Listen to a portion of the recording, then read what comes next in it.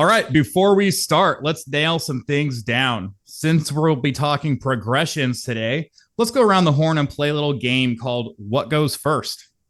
All right, so no explanations, just judgment here. So, what do you put on first when the weight starts getting heavy? Knee sleeves or a weight belt? Wes.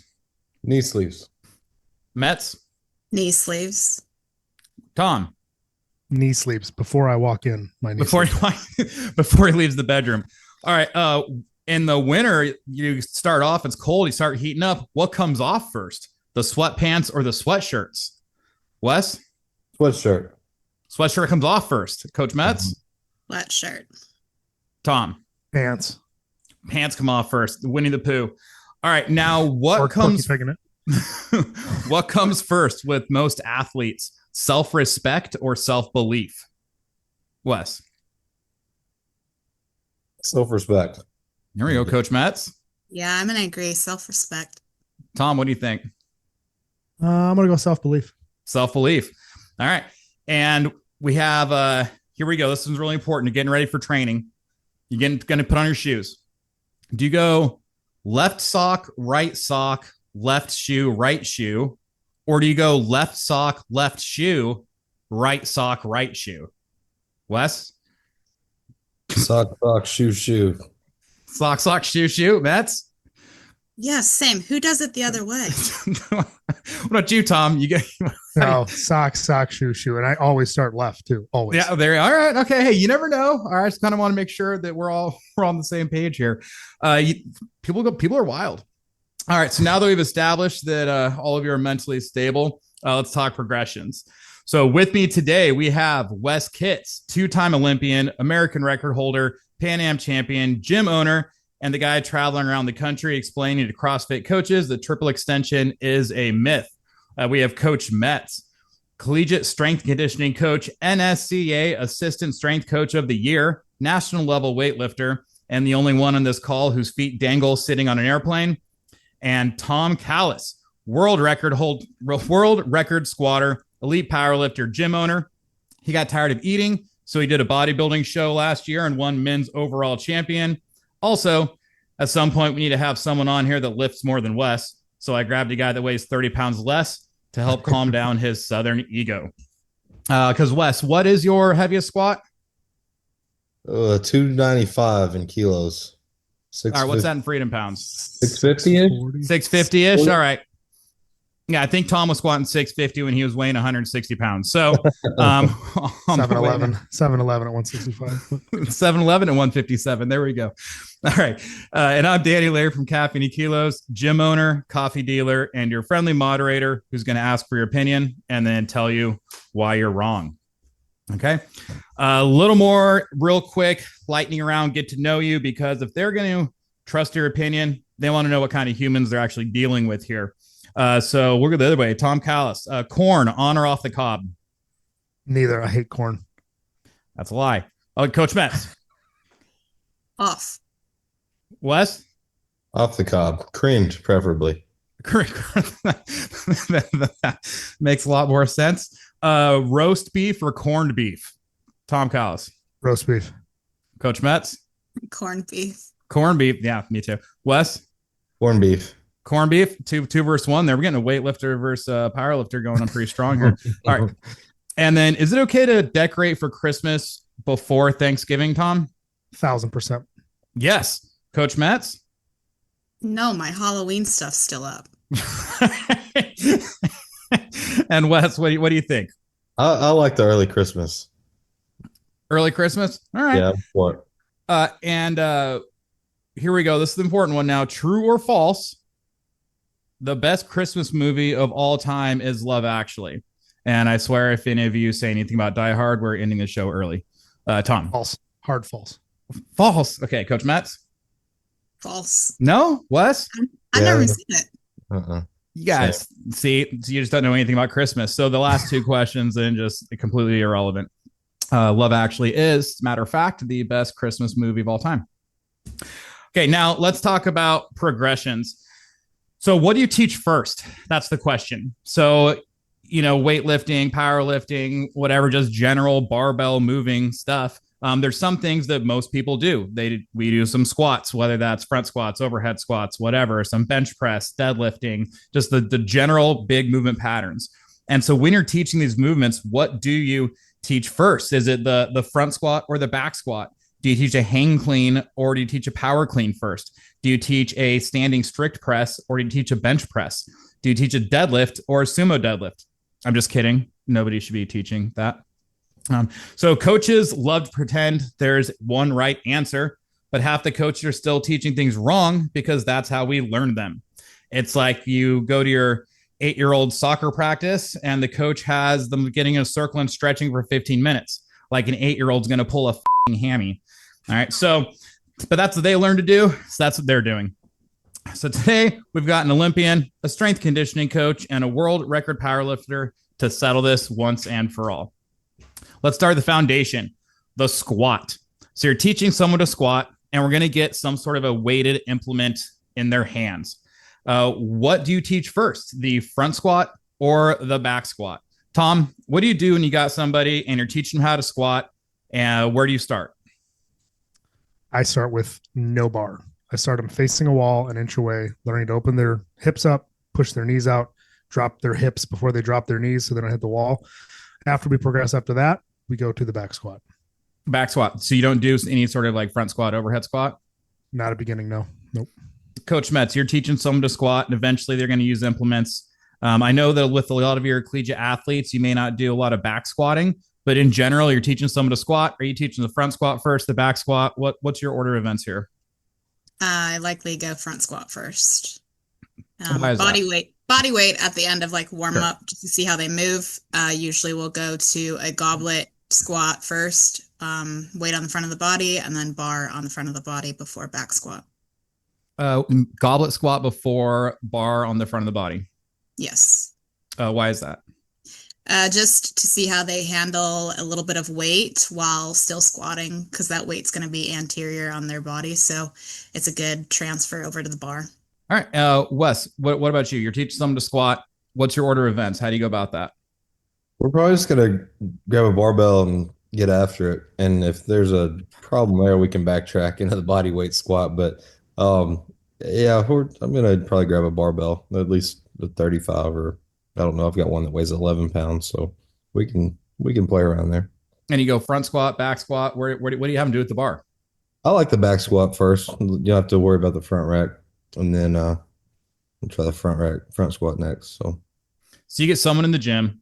They don't know what they're doing. All right, let's go. Let's put this bar on their back and see what you got. I'm going to show them how to do their hands, walk under the bar instead of like lift it over their head. We'll go through all the pieces, but yeah, bar on the rack. Let's see. Let's give a squat a try. Hell yeah. See what they got. So do we think that as far as like front squat, back squat, is there one that's safer for beginners then? Or do you think it doesn't matter, Wes? I mean, you're talking about just getting people under a loaded bar on their back, or maybe not a loaded bar, but an empty bar on their back. Do you think that it's all the same? Or do you think that, potentially, like, is that just as safe as teaching someone the front squat first? The back squat's just easier because you don't have to worry about the front rack. A lot of people don't have the external rotation out of the box just to like throw their elbows through and hold it in a good spot. So it's easy to get the upper back tight on the back squat. Then they can maintain pretty good posture through the squat. We can go neutral core bracing from there and foot pressure and sort of address all the other things as we're going along. Tom, you kind of mentioned that you don't really deal with the front squat either. Get the bar in their back. Do you do much front squats in training or when you're training others, or do you stay away from the front squat for the most part because it's generally more specific? What are your thoughts on that? Yeah, in my world, the front squat would be more of an accessory to a squat. We wouldn't really use it in too many variations. We have so many variation bars now these days that can help aid with form, especially with like teenage training or even adult training. I typically go back squat all the time. I don't implement the front squat a ton just because it's not practical in my world. Right.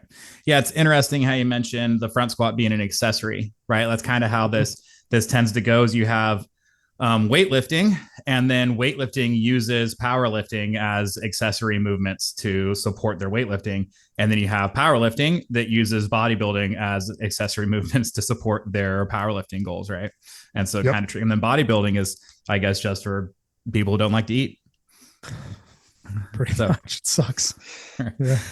Now, what about sport? So you kind of that led right into that as the sport specificity, right? Like in the powerlifting world, the front squat is just an accessory. What about if you're training someone who's not training to be a power lifter? Like, Tom, do you do something different? Like, say, for example, whatever, your mom wants to come learn how to train and lift. Are you going to train her like a power lifter, or are you going to train her more like a general athlete? Would you maybe use some different movements, or how do you go about that with someone who's, call it untrained or not looking for that sport specificity? Yeah. I mean, exactly. You nail it. Had sport specificity, right? I can't say it, but you can.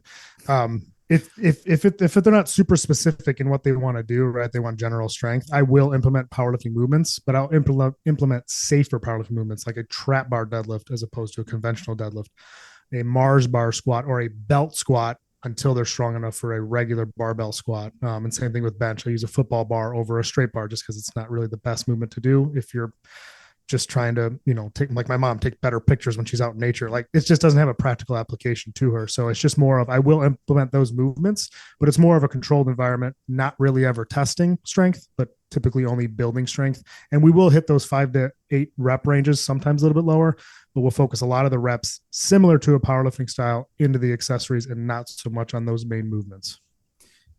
That was a Mars bar. That was like candy. It's best way I can describe is like a backpack bar. Like it goes really low. So it's a low bar position, but it's like a backpack. So and as opposed to an SSB bar, it doesn't throw you forward and put you onto your quads. You're actually able to sit back, open up, super comfortable, especially for like our 14 or 15-year-old athletes. It's super comfortable for them to squat. Instead of here, they can be right here, like wearing a backpack, and squat super comfortably and a little bit more safer. Man, I tell you what, they're like the safety squat bars. I think that's the opposite of what they should be called. They should be you're going to die in this thing bar is what they should be named. Yeah. Like I've never felt more unsafe than squatting with a safety bar. Yeah. That's why you should do it. That's why if you suck at it, you got to start doing it. I don't know. Well, I didn't say I suck at it. I said I'm uncomfortable. Oh, okay. That's what I meant. Uncomfortable. Also, I suck at it. Coach Metz, working with athletes. I know we discussed this on another episode. Now you don't do a ton of back squats. Do you use any of these like different bars, or is it just kind of stick to goblet squats, front squats? I do know that you use Wes's favorite tool, the trap bar for deadlifts, the hex bars for deadlifts. But as far as back squats, like, do you have any specific tools you like to use for people because it's either safer or easier to teach or more comfortable or anything like that? I do like a straight bar, so we don't get super specific into those specialty bars. I will use the not safety squat bar, I guess we're calling it. Because of the populations that I work with, like I mentioned before, I work with baseball. I think they're a lot more comfortable in that position with the safety squat bar, so we can actually load it up, put the bar on their back, but they're in a good position, and it is a little bit more anterior. The football bar, or like the neutral grip bar for any of the benching patterns, just to keep them neutral in their positioning. So I will play around with it, but again, I'm at the mercy of the weight rooms that I operate in, so whatever they have is what I'll use. All right. Now we talked about straight bar, these specialty bars. Is there any movement? I mean, we've been talking about squats. We can go away from squats real quick for a moment here. Is like Wes, you said pretty much like, let's get the barbell on these people's backs, see what happens. Is there any movements you prefer to teach with either a PVC pipe or no weight at all? Not really. I mean, without at least some feedback, it's hard to get anybody to move good. Like you put a PVC pipe in my hands, I know exactly what it should look like, but I can't produce a good movement, right? So there's very few people that can't grab a 5 kilo bar and learn on something like that. And then you've got the 15 pounds are in a lot of CrossFit gyms, and I think we even have a 25 and a 35. So I don't know. You can kind of see what kind of person you're dealing with and give them a bar that fits, and they've got a feedback that they can feel something. And like I said, I feel like I can teach them from there. Yeah, it's funny. There's the people like to say, hey, look, if you can't do it with no bar or the PVC pipe, then you probably shouldn't do it with the barbell. And it's fun. It like seems to make sense, and it's a fun theory. But in reality, sometimes positions are just a lot easier to get in when you have a little feedback in your hand. You have something to kind of brace against. Yeah, if you've got somebody that's already strong, I mean, good luck getting them to make a nice snatch with the PVC pipe. Yeah, like especially you got a like a football guy, right? He's done a lot of bench press, wants to learn how to snatch. Like he probably doesn't even have a reasonable overhead squat position with a PVC pipe because he's not going to feel any weight and know where to balance it. So yeah. Well, okay. So talking about snatches a little bit, moving to the snatches and cleans. Tom, do you teach or really go over with any of your people any sort of explosive movement, like even like a power clean or something like that, or you stick a lot more towards the the powerlifting lifts themselves and the accessories thereof? I mean, we'll do some speed work if that's what you're asking about. As far as like a snatch, clean, jerk with a barbell, no, we'll do some dumbbell accessories with it, but we typically don't teach that movement to any of our athletes. Do you like doing jumping deadlifts with a hex bar? No, I've never thought about doing that. No. Wes thinks that's the only thing that a hex bar is good for. Oh, yeah. Well, all right. So talk about well, that's what you said. That was pretty close to what you said anyway. yeah, it's something like that, I think. Yeah. Forgive my ignorance. Well, I mean, I kind of agree with you.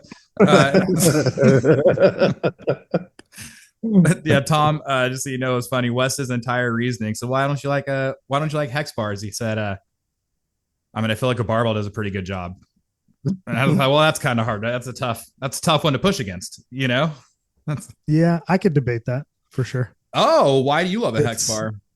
I like it because it's more practical for the general population of lifting, right? If you're a super specific athlete, like if I have to deadlift in a competition, I'm not going to be on the trap bar for 12 weeks. Probably not going to touch the thing actually.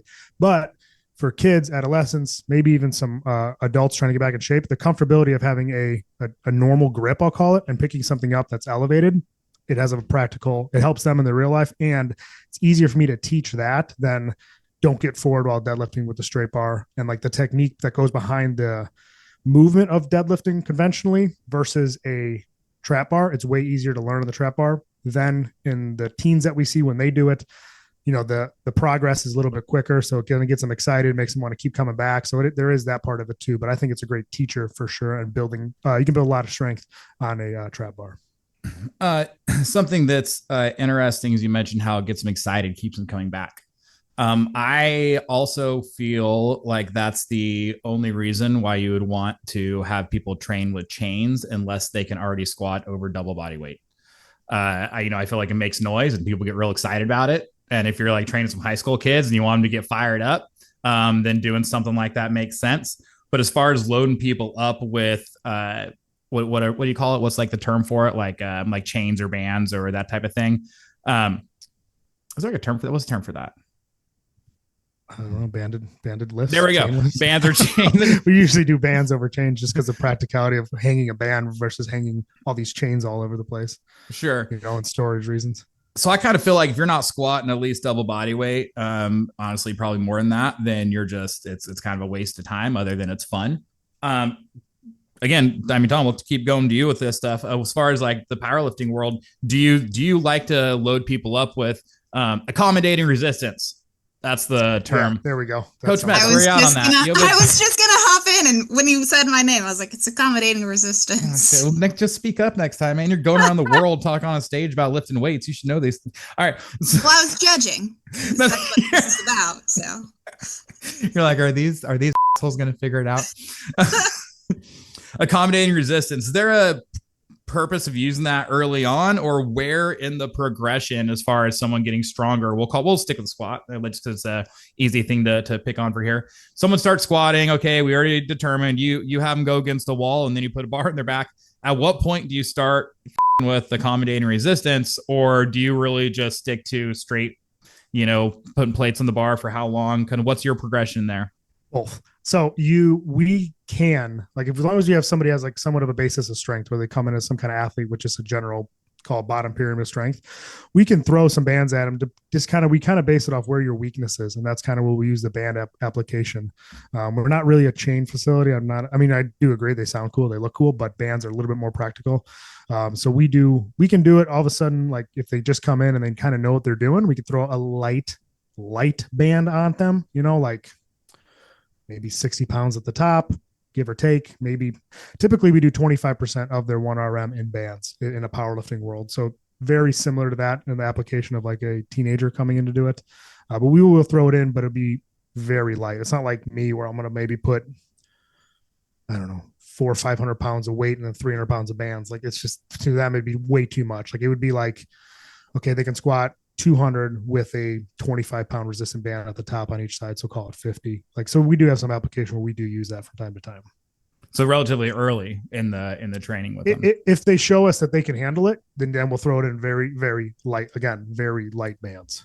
Coach Metz, you do any sort of accommodating resistance with most of the athletes you work with? Do you believe in it? Do you think it's all a bunch of hocus pocus? Where are you at?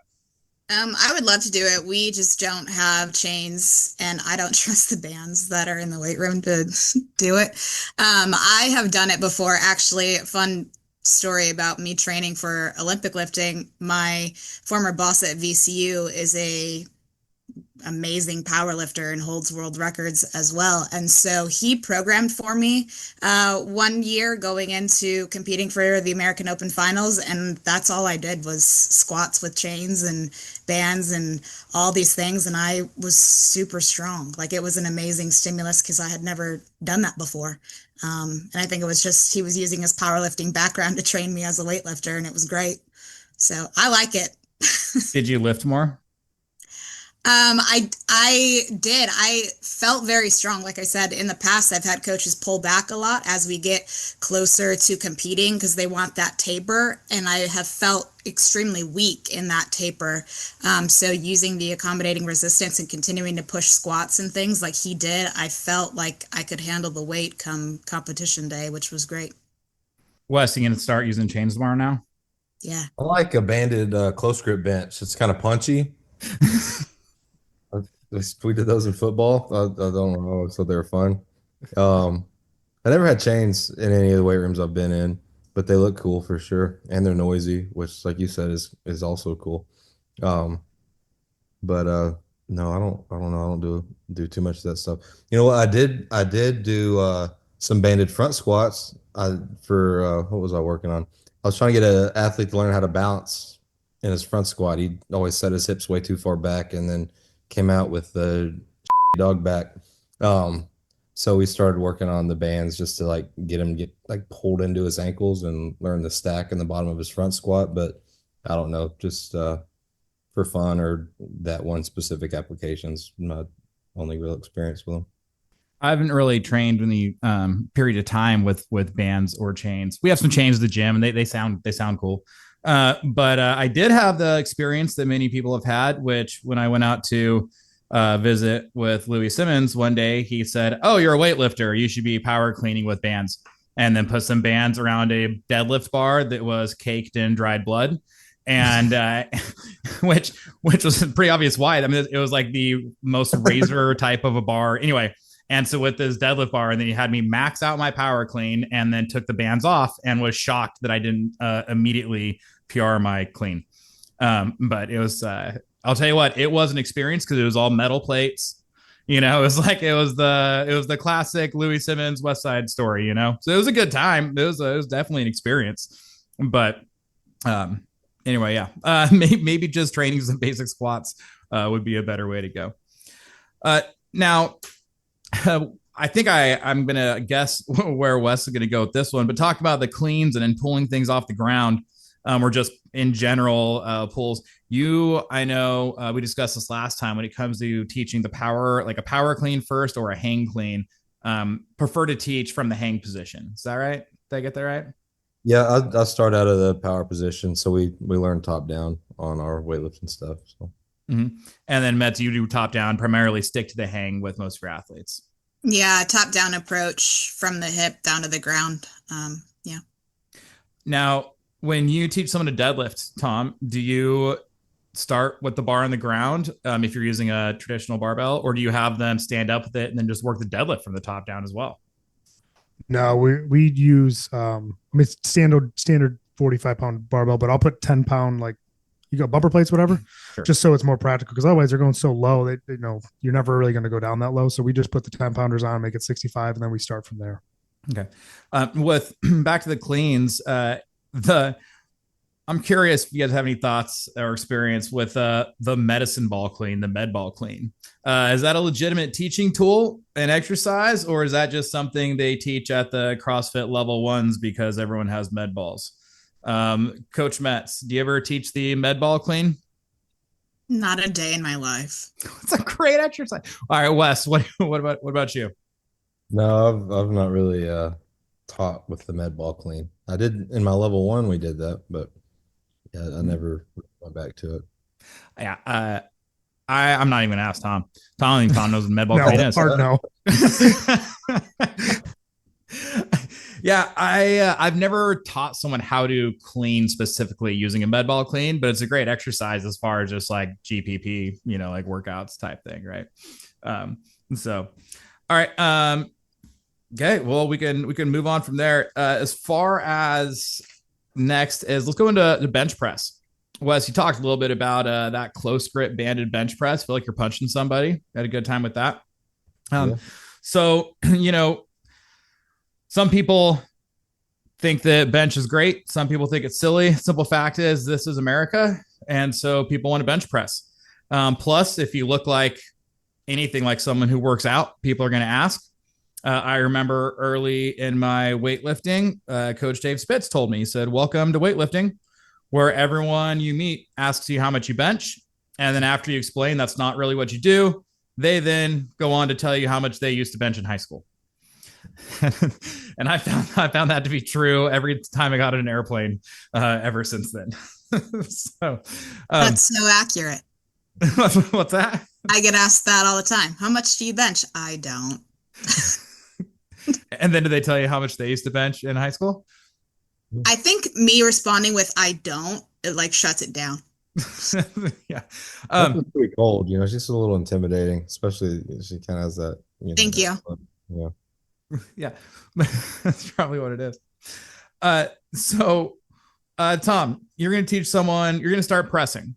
Do you teach the overhead press first, or do you teach a horizontal press first? Horizontal, lay down. Lay straight to it. Yeah. All right. Hell You yeah. don't need to stand up to do this. All right. What about you, Wes? You're going to teach someone how to lift weights, how to exercise. You go over strict press first, or go straight to bench press laying down? Start with a 225 rep max test just to see where they're at. Get a benchmark, and we can always adjust from there. Well, that's a good idea, because if you want to prove your system is effective, beating zero is not real tough. So do you teach the strict press much, or do you bench much in any of your programming or anything for weightlifting, or when you're teaching, even call it Gen Pop if you're just doing like barbell, like barbell workouts? Yeah, I'd say the bench press is a little more friendly than the overhead press. A lot of folks don't have the overhead mobility; they have trouble reaching up. So, starting with a bench press it probably fits more people, and they tend to like that better. So, I've got a few cues that we use on the bench, and kind of get everybody set up with those. But I don't know. It's a fairly simple exercise, so I don't know. I don't spend a lot of time on it. Tom, is the bench press a fairly simple exercise? Unless you're really good at it. That makes a lot of sense to me. I You understand. know what I mean? If you need to be the best at it, you're gonna I need to find 40 tricks so I can bench more, but I don't have to get stronger. Uh-huh. You know what I mean? Like, the strength helps. There's so much technique that goes into it, that it can be. I would think the simplest exercise is deadlift, just because you got to lift it up. You know what I mean? Kind of, but the bench can be kind of specific, in my opinion. Yeah, I'll talk about that a lot. The better you get, you have to keep solving harder problems, and that's not just technically, but also with like how you take care of yourself. Like working out's really easy initially. You get better no matter what you do, but at some point you got to rest, you got to sleep, you got to eat. I don't know. And then you keep figuring things out from there. I mean, if that's not the progression to getting strong, I got nothing else for you. You know what I mean? Like you got to eat, you got to sleep, and then you just figure things out from there. Mhm. You solved it. All right, Coach Metz, with I know you. First of all, with your athletes, I'm not going to make assumptions. Do you do much bench pressing? If you don't do bench pressing, do you do standing strict press? Do you lean into dumbbells more? What do you do with a lot of the athletes that you work with? Yeah, I actually utilize bench press as our main upper body strength movement just because there's not really many options that put them in a safe position that you can teach to the high volume of athletes. So we do use it a lot. I don't think that it's super helpful in an athletic setting unless you're a certain type of athlete. There's not a lot of transfer to sport. But I like landmine variations a lot. It's a lot more shoulder friendly. You don't have to load it up as much, and I think that that has a lot more transfer for the population I work with. Interesting. So you do a lot more bench press than you do like standing press, strict press, anything like that. I wouldn't say necessarily a lot more, but we do use it as like a core strength movement. And then the accessory work comes from the landmine stuff. So I do like the horizontal push and then kind of adding in some of the vertical or close to vertical pressing patterns. Kind of seems like Wes, you mentioned that you like the bench because a lot of people maybe struggle with the overhead position with the strict press, right? Maybe it's more difficult to get in that overhead position. Tom likes the bench because you get to lay down, which seems like a positive thing. And so do we think, I guess it depends on the population you're training here, but are we just all avoiding challenging people to improve their overhead position and mobility? If you want to have fun first, um, Yeah. You want people to keep training and see where they're weak. You can start with the overhead, but yeah, if you want them to have a little fun and have something to tell their friends about, um, getting a 100-pound bench press up real quick, hit the triple digits, and now they got something to tell their buddies. Uh, so Tom, talking about bench in general, like you said, being strong definitely helps, and as you get better, you need more tricks. What's the most underrated thing to teach in the bench press? I'll probably toss between two, be pulling the bar apart and pulling the bar down, not just let the weight down. So A lot of people drop it and then heave it, or they just don't have control. So I teach to rip apart, and I'm like, I teach everybody like your arms are springs, and we're loading springs. We don't drop weight on springs; we load them controllably. So pull the bar down before you press it up. I think that helps lock in a lot of, especially newer benchers. So you mentioned like pulling the bar apart. Do you do that? How do you feel about the teaching of like telling people to like try to like bend the bar? You know what I mean? Like an old timey strongman. Yeah, similar application. If they're having elbow issues, right? If they're flaring and they're like benching like this, then it's like more of having your touch your elbows on the way up, which is impossible. Like can't do that. So that helps them kind of lock that in. Again, with pulling the bar down should involve the lats. It should stop the transfer from off the chest up with the elbow flare, but if it doesn't, the cue of pushing elbows in helps as well. So Coach Metz, what's the number one thing that you hear yourself saying over and over again to kids in the weight room when they bench press? Keep your feet on the floor. It's a whole body. I always teach them. I'm like, it's a whole body exercise. It's not just upper body. And so I find that when athletes struggle on bench, for some reason they want to pick a foot up because they think it helps. You lose all your leverage and then you end up failing that lift. So keep your feet down is probably the thing I say the most to them. Yeah, I think that's probably a pretty important thing. I've been convinced for a while that the most important thing with bench press is just learning to make your body one solid piece, right? Seems like people they think it's this big upper body exercise or a chest exercise. It's like, no, man, if you're driving your feet through the ground and you're tight in your midline and you should be trying to push the bar up using your lats. If you can kind of like figure out once you kind of figure out what that feels like, and then it's a whole lot more. Like I actually feel it in my chest probably less than everywhere else in my body.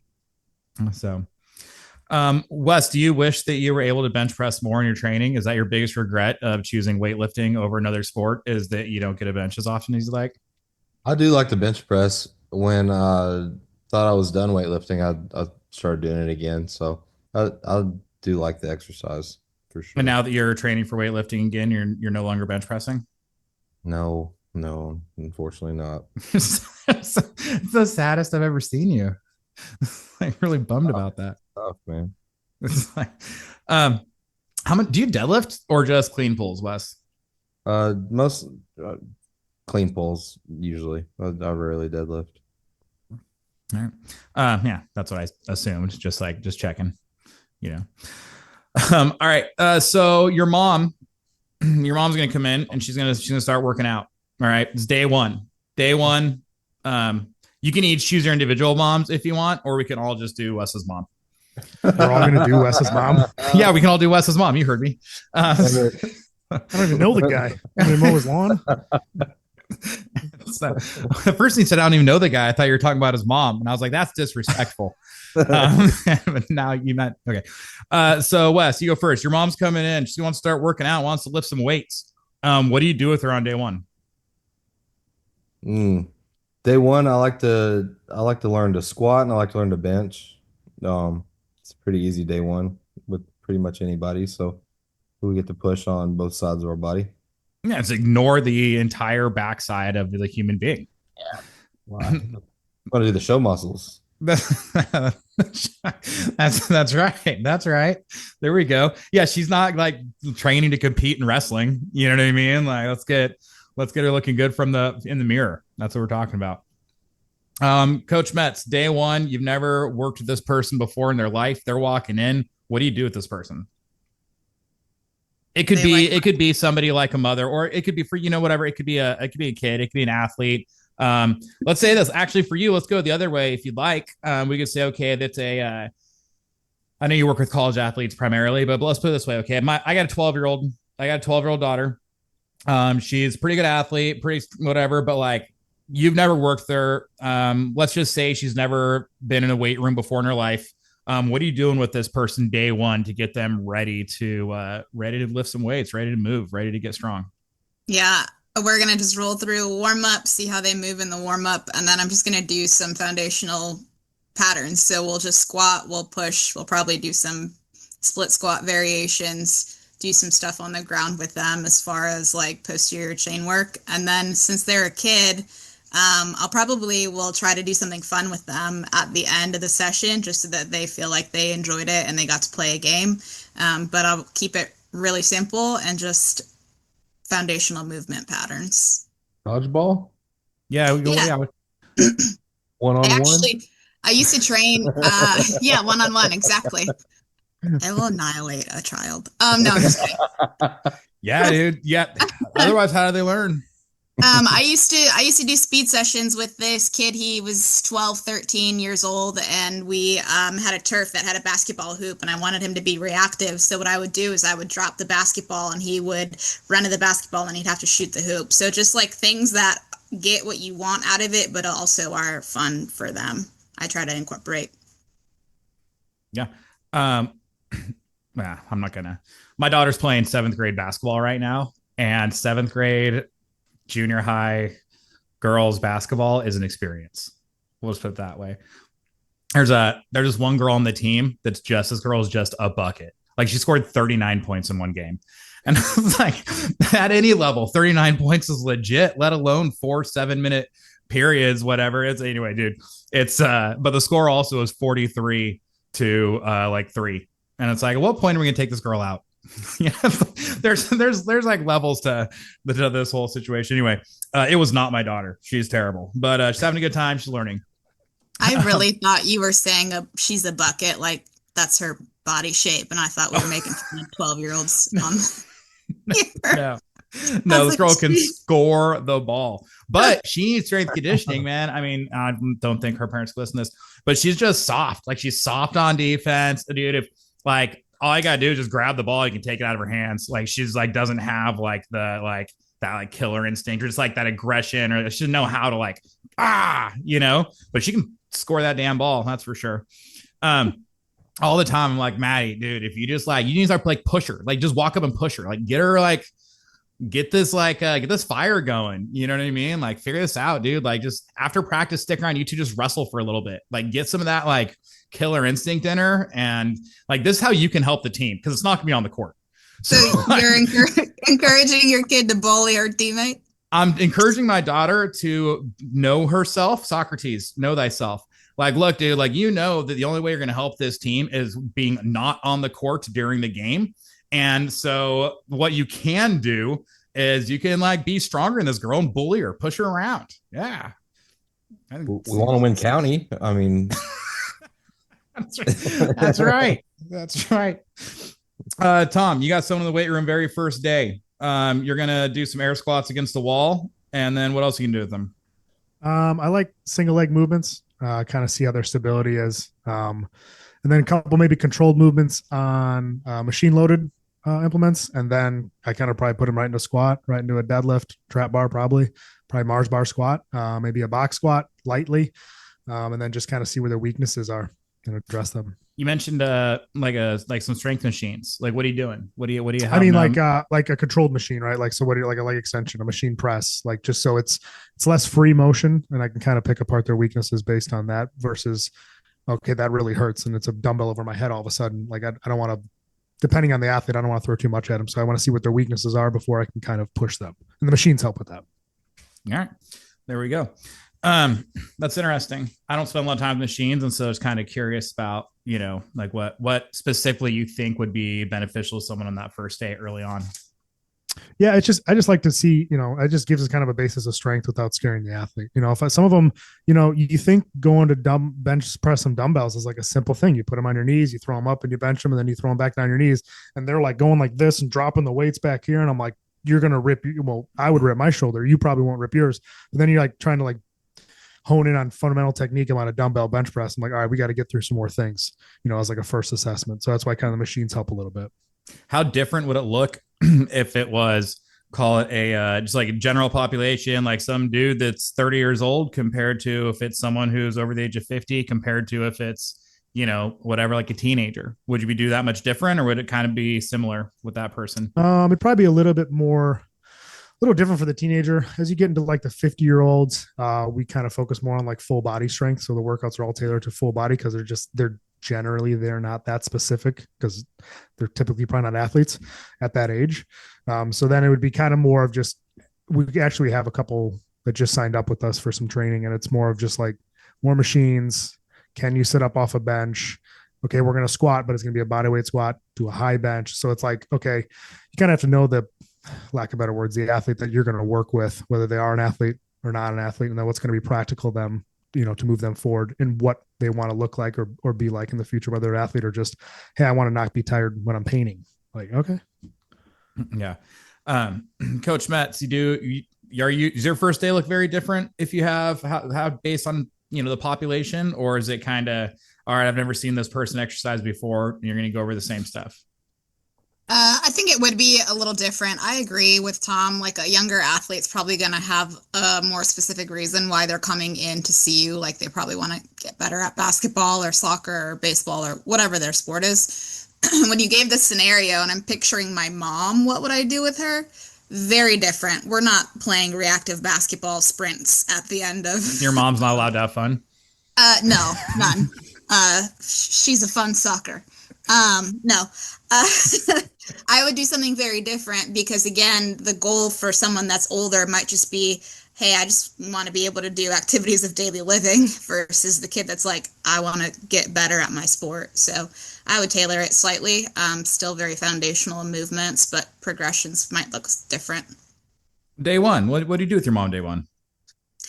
Oh, yeah. So that's where we would, I don't know how well she is as a mover. So I would probably have to assess that a lot more and just kind of get a movement screen on her more so than loading her up with weight. I would probably do some type of squatting pattern, but I'd hold off on some single leg stuff right away. I'd hold off on some tougher upper body pressing. Like maybe we would do something, like an elevated push-up versus a regular standardized push-up, something like that. I would probably put her on the ground a lot for movements. Just so she's not moving around a ton, putting her in just safe positions, and then progressing from there. All right. So here we go. We'll go through this rapid fire a little bit quicker here. Not too much about these, but Sarah did, what would you do with your mom in her first day of training? Wes, what about your mother-in-law? What do you do differently? Oh, we're gonna do some cardio. There we go. All right. What is a movement do you would absolutely not teach to a 10-year-old in the weight room?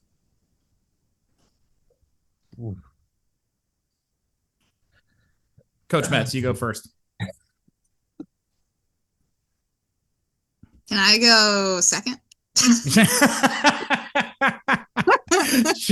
Sure. Tom, what about you? What movement would you not teach to a kid in the weight room? Easy Olympic lifting. No, because I don't know how to do it. Well, that's probably I'm not gonna teach you those things. Yeah, that's probably the best answer. Yeah. Okay, Coach Metz. I probably wouldn't teach like, sorry to CrossFit, but CrossFit style stuff like butterfly pull-ups or things like that. That's just gonna tear them up as a kid. Yeah, I mean, I'm not sure that anybody should teach butterfly pull-ups to anybody unless they are like really strong in standard pull-ups and if they have some desire to compete in CrossFit or something like that, right? Standard kipping pull-ups, very good, very healthy for shoulders. Gymnastics kips, very good. But you get into like some of that like butterfly pull-up stuff, definitely not necessary. I agree. All right, Wes, what about you? What are you not teaching to a kid in the weight room? Talking about painting earlier, is this kid finger paint or does he use a brush? We'll say fingers. We'll go finger painting here. Oh, he's a strong maybe. I mean, we might think about powerlifting. he's, he's probably strong. I think you're probably right. So based on what painting implement they use, you can make some assumptions about their physical abilities. I think so. Yeah, that's hard. That's hard. Aerosol. Yeah, it's primarily spray paint. Well, you got a real smart, kind of nerdy guy. You know, I don't right now. I feel like everybody that weightlifts in my gym's an engineer or a scientist of some sort. So I don't know. If you got a creative person, they might like the weightlifting a little better. All right. All right. Sounds good. All right. Well, that's a wrap for episode 6 of Not in My Box. Huge thanks to Wes, Coach Metz, and Tom for joining me today. If you overestimated the benefits of bench press, congratulations, you're one of us. Go grab some coffee from caffeineandkilos.com. Check out Coach Metz for your athletic training tips. Visit the Be Better brand for coaching from Tom if you prefer to keep the weights below your head. And follow Wes Kitts if you're interested in putting the weights over your head. Share this with a coach who still teaches the clean from the floor on day one. They need this more than anyone. And remember, if your lift looked pretty, it probably wasn't heavy enough.